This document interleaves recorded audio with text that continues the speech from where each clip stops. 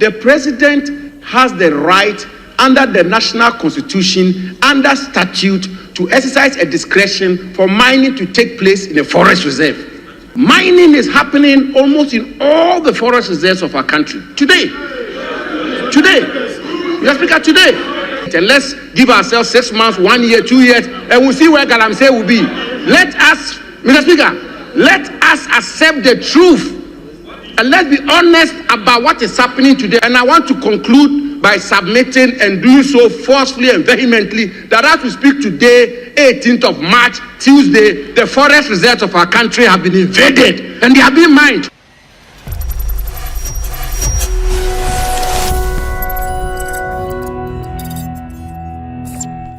Mr. Speaker, I rise to support the position of the minority leader, Mr. Speaker, on the need for some pre-laying procedure. And Mr. Speaker, the point about this provision being a one-clause provision, Mr. Speaker, really, if you look at the national constitution and you look at the provision of the constitution which vests all mineral rights in the president, Mr. Speaker, and you look at other statutory interventions, Mr. Speaker, the previous government, I had the privilege of being minister. The previous government announced publicly, the Attorney General actually took steps in the course of the 8th Parliament to effect this same amendment. But Mr. Speaker, the point is, the need for this prelay is all because the submissions made by the Honorable Majority Leader and the Honorable Minister for Education, Mr. Speaker, in some respects, does not contextualize the issue because the president has the right under the national constitution, under statute, to exercise a discretion for mining to take place in a forest reserve. Mr. Speaker, as we speak today, the 18th of March, Tuesday, mining is happening almost in all the forest reserves of our country. Today. Mr. Speaker, today. Mr. Speaker,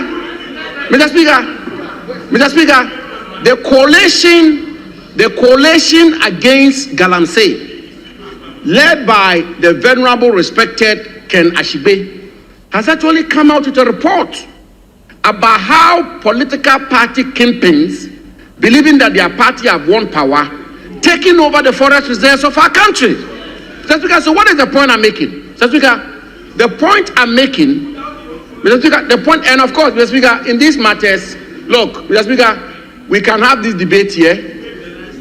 The majority leader and others can dispute it. I've been Minister for Lands before. I made my modest attempt in contributing to the fight against Galamsey. Mr. Speaker, the only thing that can prevent the fight against Galamsey is a lack of candor.